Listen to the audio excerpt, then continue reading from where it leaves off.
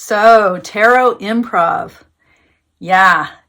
There is this central guideline, this like golden rule of improvisational theater that many of you may have heard about before. There are a lot of workshops on improv because this golden rule, this guiding tenet of improvisational theater, it's a beautiful guideline for life, for how to engage in life as a collaborative, creative endeavor. The principle is yes and. It's this idea that whatever is given to us, whatever is presented, our response to it should first take the form of affirmation, of coming alongside, of being in congruence with, and then what else can we bring? So, in an improv, if someone comes onto the stage and says, well, here I am in a laundromat, the next person to come on the stage, they're not going to come on board and say, no, you're not in a laundromat. We're under the sea and we're mermaids, right? I mean, they could do that, but that would kind of destroy the improvisational scene before it had ever gotten off the ground. So instead, hey, here I am in a laundromat. The next person coming aboard might say, hey, are those your underwear or are they mine? Oh no, those are dirty. Those are yours. Whatever. I don't know. I'm not a good improver, but I do endeavor to bring yes and into my work as a teacher, my efforts to facilitate community, my work with the tarot. And I think actually tarot reading and tarot community and this whole tarot verse that we're all a part of here on YouTube and on Facebook, etc., Instagram, etc., it is a beautiful place to practice yes and. To bring yes and into our lives as the active, transformative principle for creative growth. So, let's take the Facebook communities that many of us are a part of, like my Mindful Tarot community. My goal in that community is to enliven all of us with the cards, to together, collectively, to deepen our understanding. And as we deepen our understanding of the mandala of tarot, to actually deepen the mandala of tarot, because the tarot is itself a collaboratively constructed spiritual tool. With all of us in all of our practice, that intersecting of lines of meaning and interpretation, that is what makes the tarot so rich. That's what makes the tarot so valuable. That's what makes the tarot work, in my opinion.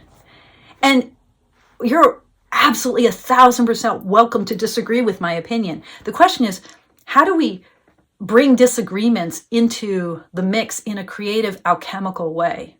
How do we yes and with each other? Yes and doesn't just mean that you completely step alongside, you don't change, you don't transform, you don't question, but it is a guideline that helps us think about how we question creatively, productively, compassionately, collaboratively. So if, for instance, now with the Drop 'em 78 challenge that some of you might be participating in and some of you might be part of the Mindful Tarot Facebook page. So if I bring forward an image of the deck I'm working with, I bring forward, my 10 of Pentacles, and I say what I see in this card, and you see something else. How do we navigate that moment in a way that is really creatively enhancing? How do we yes and it?